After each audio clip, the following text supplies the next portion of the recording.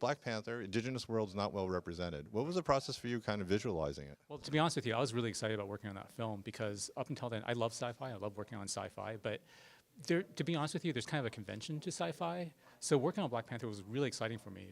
Hannah Beekler, the production designer, and I, it was the first time we actually created a whole world from scratch. And not only create a whole world from scratch, but literally a world that's untouched by colonialism.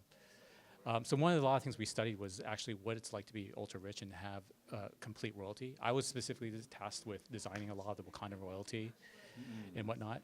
And I continued that for Wakanda Forever as well. So a lot of the thoughts were like, how would you create something for a royal family and continue with that?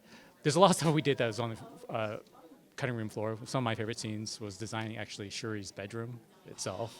And I wish it made it on the screen because we did some amazing things for it. But one of the things I'm very proud of, obviously, is Shuri's lab.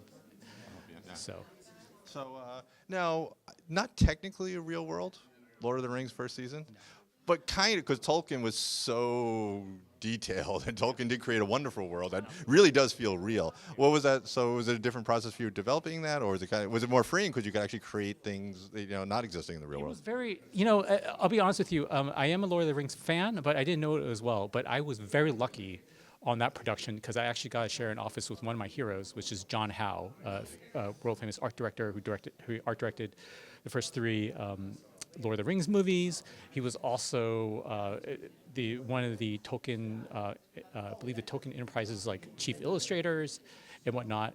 So getting the inside knowledge on designing that world was really fascinating because there was really a specific Tolkien style that I wasn't aware of until sharing an office with John. So that was fun. I loved working on that mostly because I love world building, and on that we use a lot of new technology. Specifically, I used a game engine called Unreal Engine, where I actually got to build out whole, literal entire worlds in digital that you could actually travel around with a game engine and whatnot. That's fantastic. We talked a little before. You're a teacher, so what is it?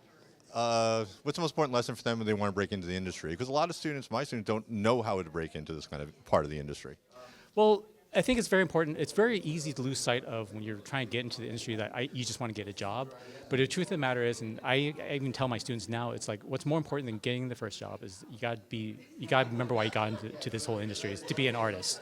So don't forget the stories that you want to tell. And I think a lot of us forget about that because you're always worried about getting that first job. But there's a certain point where you do get the job, and then after about 10 years in, you're like, what else am I supposed to be doing? And you can find that there's not a lot of meaning behind it, unfortunately. So I do recommend everyone do follow through. That and the best advice I've probably ever gotten was that there's definitely a feast or famine, and if you can survive through the famine, you'll do well in the industry. So.